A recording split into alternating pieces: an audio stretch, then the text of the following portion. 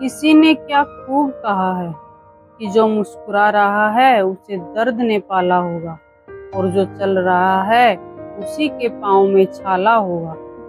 बिना संघर्ष के इंसान चमक ही नहीं सकता, जो जलेगा उसी दिए में उजाला होगा। हम में से बहुत से लोग ऐसे हैं जो संघर्ष से बचना चाहते हैं, लेकिन उन्हें याद रखना चाहिए कि संघर्ष ही तो जीवन की आत्मा है। इसलिए कहते हैं, जितना कठिन संघर्ष होगा उतनी ही शानदार जीत भी होगी। एक किसान जो भगवान को बहुत मानता था, एक बार वह किसान भगवान से बहुत ही नाराज हो गया। किसान बहुत ही मेहनती था। बहुत मेहनत के बाद वह खेतों में अनाज उगाता, उसकी देखभाल करता, लेकिन अक्सर उसकी फसल खराब हो जाती। कभी बाढ़ आ जाती तो कभी सूखा पड़ जाता, तो कभी तेज धूप और कभी आंधी। मतलब किसी न किसी वजह से उसकी फसल हर बार खराब हो जाती है। एक दिन की बात है, किसान गुस्से से आसमान की तरफ देखकर भगवान से कहता है, हे ईश्वर, आपको लोग कहते हैं, ईश्वर ज्ञाता मानते हैं, आपकी मर्जी के बिना एक पत्ता भी नहीं हिलता। पर मुझे तो ऐसा लगता है कि आपको तो छोटी से छोटी बातों का भी नहीं पता है। आपको तो यह भी नहीं पता है कि खेतीबाड़ी कैसे होती है। अगर आपको पता होता तो हर समय जो बाढ़, आंधी और तूफान आते हैं वो फिर कभी नहीं आते। आप नहीं जानते कि इससे कितना नुकसान होता है हम किसानों का। यदि आप मेरे हाथ में ऐसी शक्ति दे दें कि जैसे मैं चाहूं वैसा मौसम कर दूं, फिर आप देखना कि मैं अन्न के भंडार भर दूंगा। भगवान किसान के इन तीखे वाक्यों को सुनकर मुस्कुरा रहे थे और उस इंसान के सामने प्रकट हुए और बोले, मैं आज से ही तुझे ऐसी शक्ति देता हूँ कि तुम अपने खेतों पर तुम्हारी जैसी इच्छा हो वैसा मौसम कर दोगे। मैं इसमें बिल्कुल भी दखल नहीं दूंगा और सब तुम्हारी इच्छा से होगा।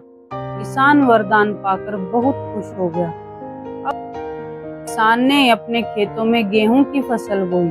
अब जब किसान को लगता कि खेतों को धूप चाहिए तो खेतों पर धूप कर देता, जब पानी बरसाना चाहता तो पानी बरसा देता। आंधी, तूफान, बाढ़ आदि कुछ भी उसने अपने खेतों पर आने ही नहीं दिया। किसान के खेत में इस वर्ष ऐसी फसल हुई जैसी शायद पहले कभी हुई नहीं थी।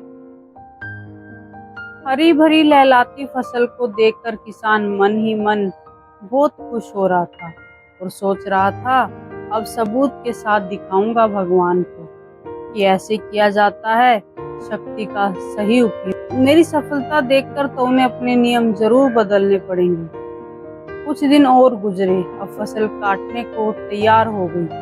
किसान बहुत उत्सुकता के साथ फसल को जैसे ही काटने लगा तो उसकी नजर गेहूं की बालियों पर गई। तो उसने अपना सिर पीट लिया और वह जोर जोर से चिल्लाकर रोने लगा। गेहूं की एक भी बाली में गेहूं का एक भी दाना नहीं था।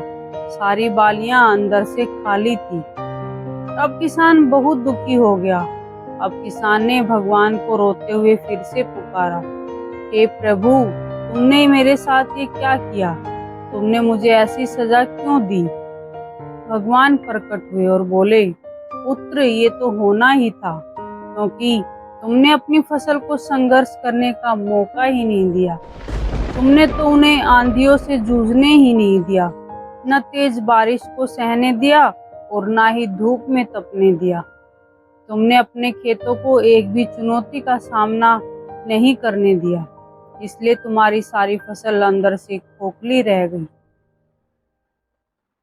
जब आंधी, तूफान, तेज बारिश और तेज धूप पड़ती है, तभी ये पौधे अपने अस्तित्व को बचाने के लिए संघर्ष करते हैं। और इसी संघर्ष से जो बल पैदा होता है, जिसमें शक्ति होती है, ऊर्जा होती है, और इसी ऊर्जा पूर्ति को तूने अपने खेतों को करने ही नहीं दिया।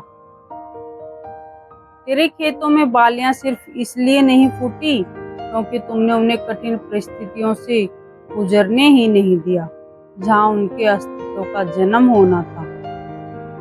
याद रखना, सोना तब तक सोना नहीं होता है जब तक वह आग में तपने, गलने और हथौड़े से पीटने जैसे संघर्षों से होकर नहीं गुजरता है। कोयले का टुकड़ा भी हीरा तभी बनता है जब वह उच्च दाब और उच्च ताप की मुश्किल परिस्थितियों से गुजरता है। इसी तरह अगर हमारी जिंदगी में कोई संघर्ष ही ना हो, कोई चुनौती ही ना हो, तो हम भी इन गेहूं की बालियों की तरह खोखले रह जाएंगे। हमारा भी कोई अस्तित्व नहीं होगा। विपरीत परिस्थितियां, चुनौतियां और समस्याएं हमें और अधिक निखारती हैं। अगर जीवन में कठिन परिस्थितियां और चुनौतियां आए तो घबराना मत, बल्कि उनका डटकर सामना करना और विश्वास करना कि आप और अधिक निखर जाओगे और अधिक मजबूत बन जाओगे। किसी ने सही कहा है, जिंदगी जीना आसान नहीं होता, बिना संघर्ष कोई महान नहीं होता। जब तक ना पड़े हथौड़े की चोट, तब तक मेरे दोस्त पत्थर भी भगवान नहीं होता।